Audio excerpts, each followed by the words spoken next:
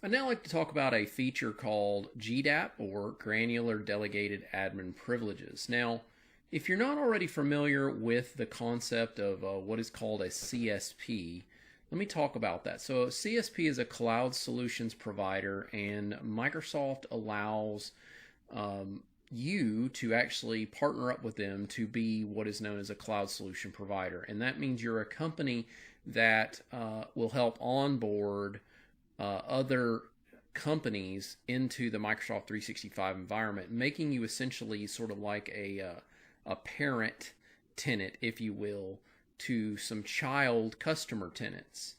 All right, that's sort of the idea. Now, what you run into there with this is the issue of role permission. If you are a partner, let's say this is you in this little picture here, this is your company, and you are providing a tenant access to customers. Here's customer tenant 1, customer tenant 2. It's important that customer tenant 1 has no control over customer tenant 2 and vice versa. It's also important that customer tenant 1 has no control over you, the partner, the parent, if you will, and same for customer 2.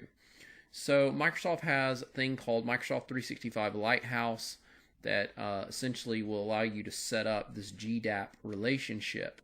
I'm not going to be demonstrating how to set that up in this video. It's kind of outside the scope of what we're looking at. Only thing you really need to get here is just the idea of what GDAP is going to do for you.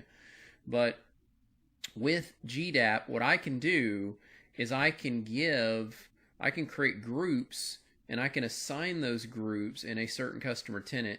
I can give them roles that give them certain power over just that tenant.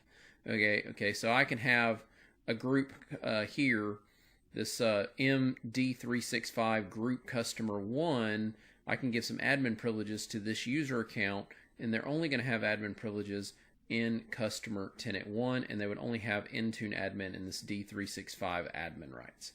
They don't get any other control.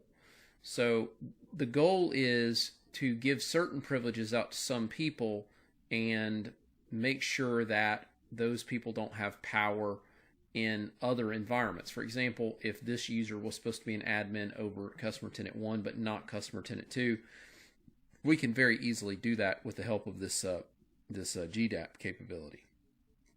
All right, this article right here talks a little bit about that. It's called a GDAP partner. It's the idea of a customer solution or a cloud solutions partner with Microsoft. All right, and you have to basically apply to be a cloud solution provider with Microsoft. You'll get access to Microsoft 365 Lighthouse. At that point, you would have the ability to set this up.